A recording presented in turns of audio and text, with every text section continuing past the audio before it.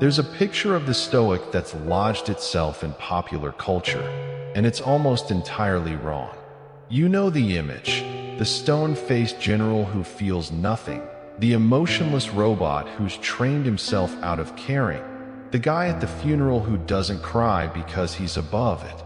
That picture is a caricature the actual Stoics saw coming and wrote directly against 2,000 years before it became a stereotype. Because here's what the ancient texts genuinely say, which is almost the opposite of the stone-faced myth. Emotion itself was never the target. The sage can flinch. The sage can feel a flush of fear at sudden bad news.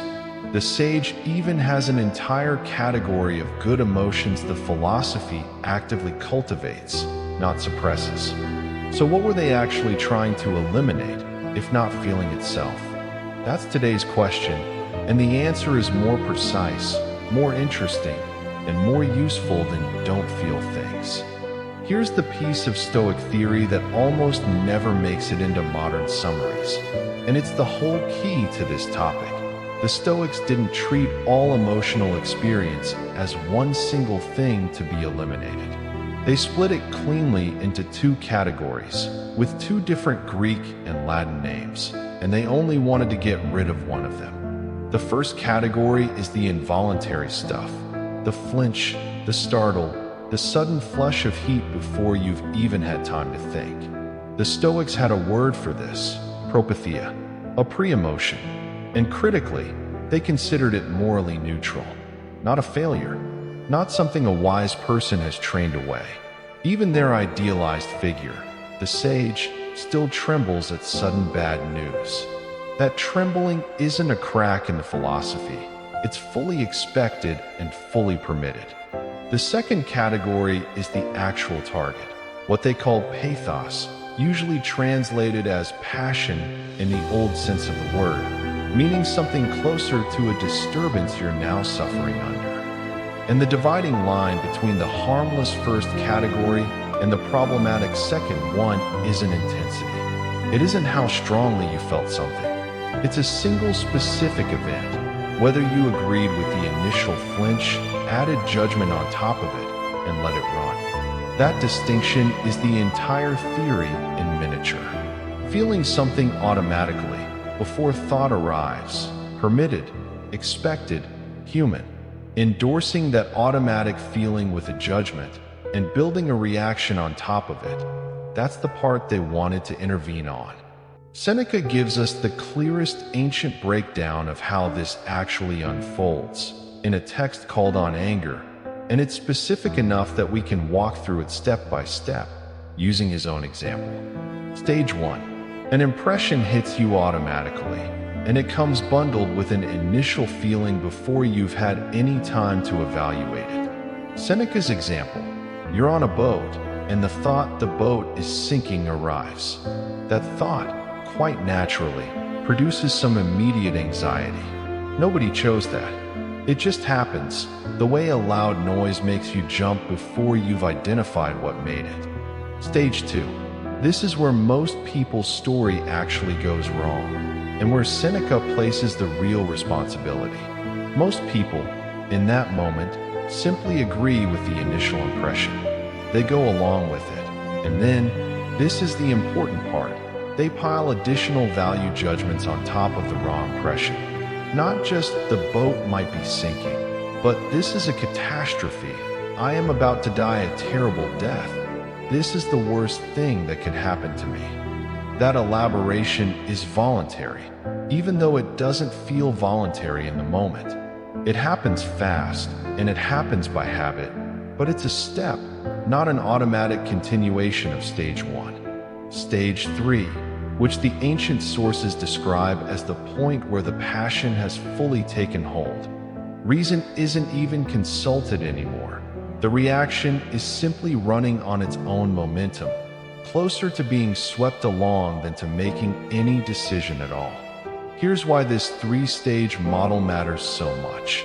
It locates the actual point of intervention precisely. You can't intervene at stage 1. The initial flinch is automatic. and trying to eliminate it entirely is trying to stop being a body with a nervous system.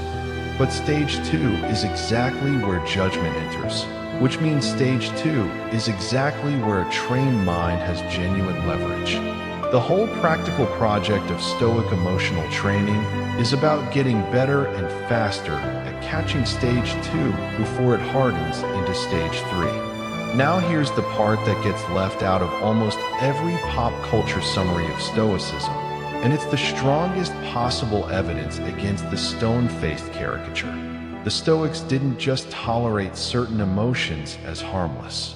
They actively described, named, and endorsed a category of good emotions, what they called the Apatheia, literally something like, feelings or healthy emotional states. Where the ordinary, untrained person experiences 4 families of destructive passion, the sage was said to experience 3 families of rational, healthy emotional response instead. Joy, the rational counterpart to ordinary pleasure, described as a well-founded elation specifically at what's genuinely good, meaning virtue and virtuous action itself, rather than elation at something merely indifferent like money or status. Wish, a rational counterpart to raw appetite, a considered, reasonable desire for something truly good rather than a blind grasping. And caution, a rational counterpart to fear, a measured wariness around genuine harm to your character, rather than a panicked aversion to something merely uncomfortable or inconvenient. Sit with what this actually implies. The wise person, in Stoic theory, isn't emotionally flatter than everyone else. They're emotionally accurate. They still feel joy, arguably more reliably than most people, because their joy is anchored to something that can't be randomly taken away by bad luck, namely their own character, rather than anchored to external things that can vanish overnight.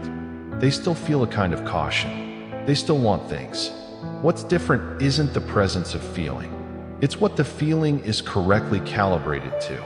This is also exactly why the Latin word most often used for the bad kind of emotional response leans so heavily on ideas of passivity and undergoing something, being swept along, suffering under a state rather than acting from a clear one. The Stoics weren't saying feeling is bad.